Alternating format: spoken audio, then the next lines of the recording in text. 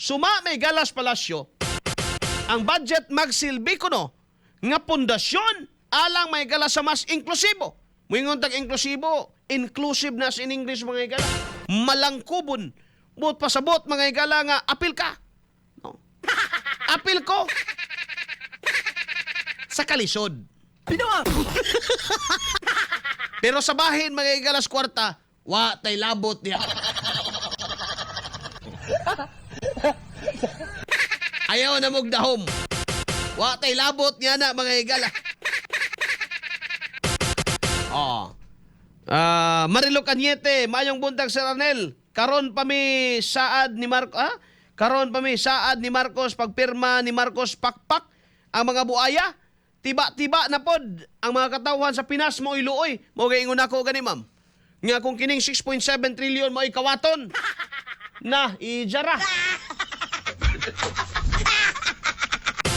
Naliman ka kadakuan ang amount bisag 1 trillion ray mawa na pod.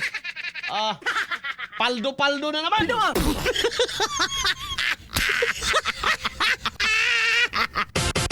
Ang dakong bahin may Sumalas Palasyo, no? Ang budget magsilbi nga pundasyon alang sa mas inklusibo nga kalambuan o mopalig-on sa ekonomiya at tubangan sa mga hagits kalibutan. Basta tiyaw mo na.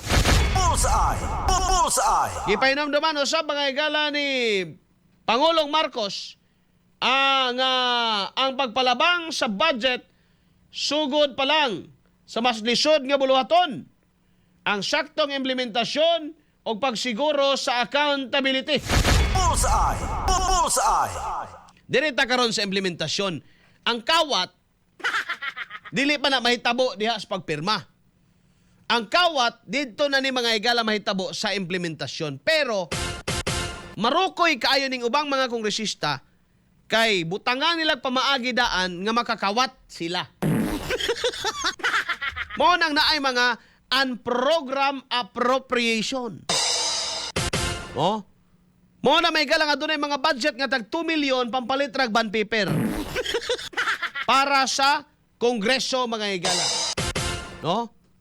Ngayon lang ginagamit yung uban nga kwarta ani bayad mga igala sa mga keyboard warriors sa mga troll farms aron nga modapig didto nila. Bullseye! Panggabaan pa untamos yung pag-usik-usik sa kwartas gobyerno. Bullseye! No? Kilatan pa untamos yung kabuang.